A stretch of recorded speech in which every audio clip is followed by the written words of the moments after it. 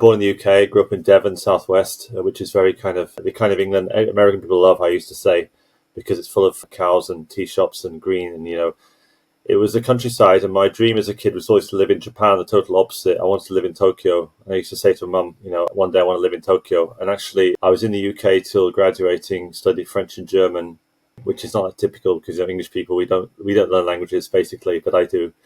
And I went to Singapore for 5 years before Japan, just a kind of stepping stone, because obviously it's English speaking, but the desire to live in Japan was always there. So I eventually moved to Tokyo when I was 27. And when you move, you don't think you're going to be there so long. You just, you don't have a set plan, but it worked out like that. And I learned Japanese from zero, and I built a network from nothing. And it's a pretty big challenge to do that in a country like that, So I felt like, living the dream in a way, but also making something happen from nothing is really a good feeling. So I was there for 20 years and I went around the whole country. I've got my wife's Japanese, got 2 kids. So I'm very, very closely connected to the country. But I left 3.5 years ago to move to Germany. And that's a very brief summary. My work has always been language related. Back in the day, I was a translator, back before AI and everything. And now I would say I'm not a translator, but you have to adapt or die, because as we know, things are different now.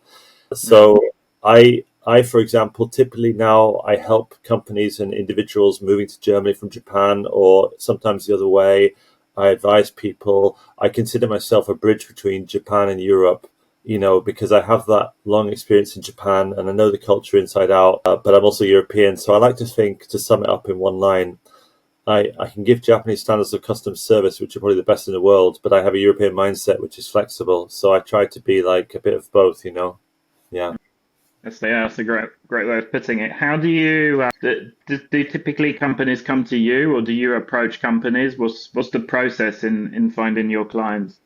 Yeah, good question. Well, LinkedIn is really important, I would say, and I've been paying for it for so long. So I think, you have to use it. When you pay for it, you think, what can I do? And you see other people doing great stuff every day, and it's always like the grass is greener syndrome. But basically, I think you have to build up momentum. You have to outreach to people. You have to do articles which have value, which people see and they think this person knows their stuff, or this person has something which is valuable and could potentially be helpful in future.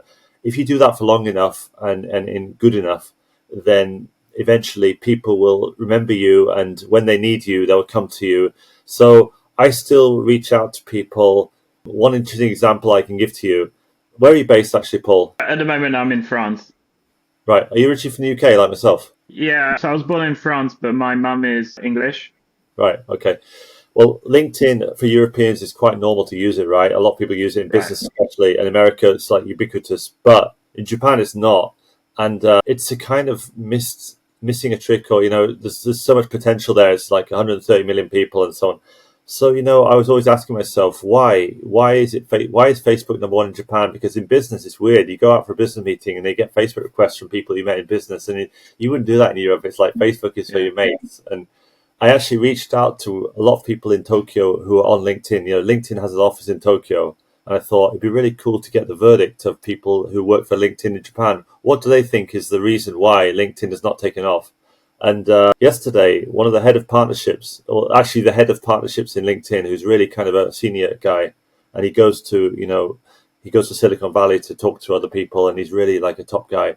He answered that question for me. It was really great because he's coming from the horse's mouth. He told me, and I'm going to do a post about it, so I can't reveal now. But Okay. I think one of the things I have is like, there's 2 things maybe. I have this ability to go into a tunnel and do things other people wouldn't do. I compiled the directory of every university in Tokyo the other day, which is 149, and I had to literally spend days combing the internet and researching and, translating stuff into English and producing a summary with a bit of help from AI, but still, I had to do a lot of manual work. And I had made it all freely available in the LinkedIn document, and I don't think anyone else would do that. They would think, this is too much hassle. But I think, like, for me, that is, again, it's giving value, and people think, oh, this guy knows his stuff, or he's doing something which is valuable. And I think that's one thing. So I have persistence, and I also, the idea about LinkedIn, other people, I think they may have researched like online Google, like why is LinkedIn not popular in Japan, or they would, but you see, I want to get the proper answer. So I connect with the people in Tokyo, and I say, like, could you give me your verdict? So I think maybe in some ways my approach is different, and my persistence is maybe different. Yeah. That's awesome. And so, I mean, from what you described, sounds like for English speaking territories, LinkedIn is really key. And for like Japan, you mentioned Facebook, but so would you say the Japan approach is more like you have to go at each company as individually and say, I think there might be a good partnership or good match with one of my English speaking clients and yourself? Is that, I mean, how does the Japan equation work? What you have to do, it doesn't matter how well you speak Japanese. I don't speak perfectly, but I speak it well, I would say. But you have to find a native Japanese person or entity in Japan to kind of be a bridge or stepping stone, because like it or not, when you or I go there, even if we speak Japanese perfectly, we're not physically Japanese, so we are treated differently. And I don't want to say it's bad. It's just the way things are. So if you have, for example, the ideal would be to have a Japanese person or persons who've lived overseas and they know European culture or American culture, but they also are native Japanese. Someone like that as a go-between is great. Now, what I would do would be, for typically, the Japanese who are on LinkedIn are very international, because LinkedIn is not that popular in Japan, but the ones you do get on in LinkedIn are really kind of like the international Japanese who are networkers and high value people. So I definitely want to cultivate them in my network, hence the LinkedIn, networking and so on. And I think, like everyone else, you draw on your network. I think I have a good ability to connect with people, and you try and bring people together. One client here in Germany wants to visit Japan, or he's visiting Japan in October, and he said to me, you're good at connecting people. Could you link me up with people? And I said, yeah, let's give it a go. Where are you? Which dates are you, and which places are you? And let's see what we can do. And I think it's not just researching, it's having a really clear focus on what you can do. And one example, and again, the European example, people are very concerned about cold approaches, like, I can't write to this person because I don't know them. They're going to think I'm spamming them. To be honest, no. As long as you make your approach very relevant to that person, and it's a valuable approach. I've never, ever in my life had someone come back to me and saying, why are you emailing me? No, because you just got to choose it. You've got to choose the person and the way you write. And if you do that properly, they will never be upset. They often thank you for getting in touch. So it's just a question of, being selective. But to be selective, you have to have network first. So, of course, there's lots of hard work involved in building a network. And then when you have a certain network in place, when you get a company or person in Europe who needs to do something in Japan, you think, I know someone, or I know someone who knows someone. And you try to think, where is the best connection in your network? Does that make sense? Yeah, that makes total sense. And you mentioned a few of like Japanese differences in terms of business. Is there any other like fun or quirky cultural differences you could tell me about? There's enough to fill a whole day of talking.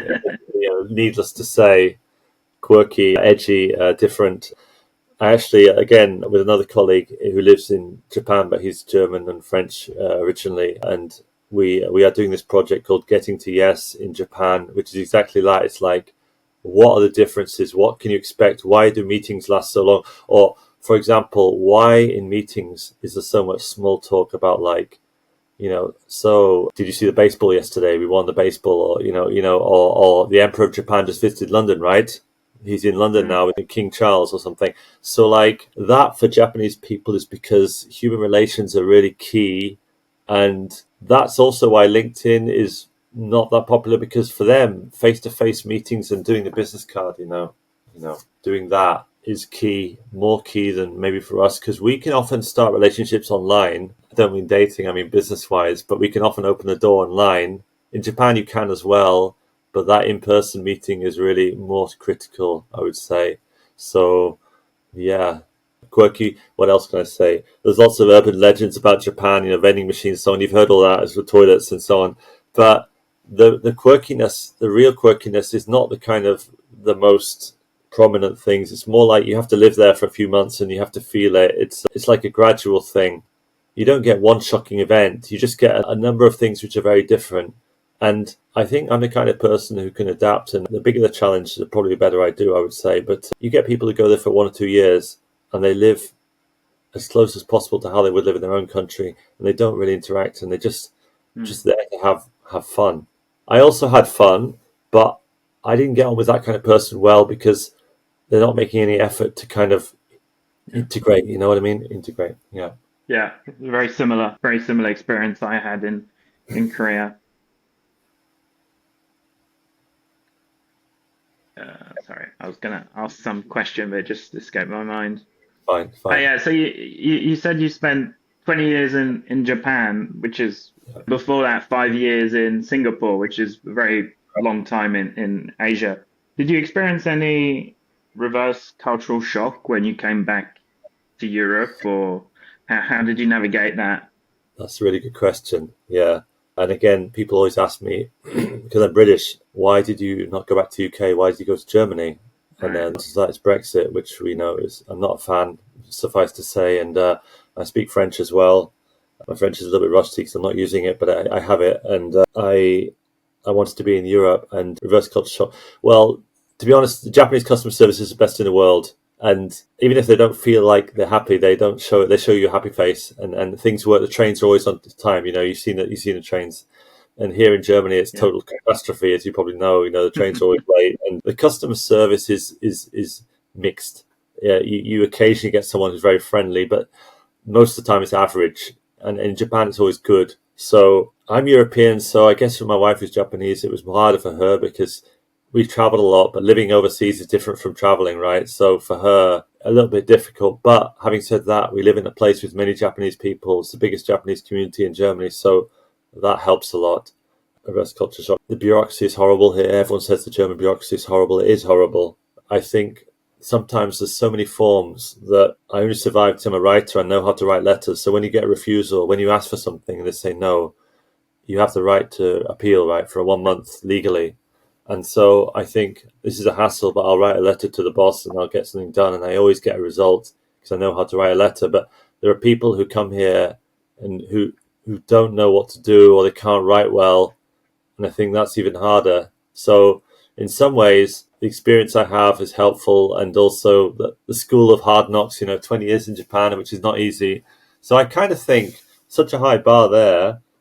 Anything is possible now because I lived there a long time, did well. So bring it on, kind of thing. Do you know what I mean? One question I kind of like asking everyone, which is about like how do they manage their day-to-day workflow? Is there a specific tool or how do you organize your work in your day? So some people say, oh, they use like a Google Calendar and put all their events in it, or they make a massive to-do list. So I'm kind of curious, do you have a specific system you use? I have the good old, pen and paper diary, but I also use Google Calendar. It's like a hybrid because I like to write things down sometimes. I used to do massive to-do lists, and I don't do that anymore. But Google is definitely helpful. Having a new, Samsung phone with everything also helps because I have a pen on the phone so I can write stuff down. And I think you get used to kind of when you get a deadline or something. When you've been doing it freelancing so long, I've been freelancing for over 20 years, so you kind of know when you have a cluster of deadlines, you know that you have to kind of switch off outside things more. So I kind of have this kind of radar and I like to go out and enjoy life. But if I'm busy, then it has to wait. So, when you're getting started, I think it's more difficult to manage time and appointments. But if you've done it for long enough, then also, having kids, your time management has to be good because you have to juggle stuff.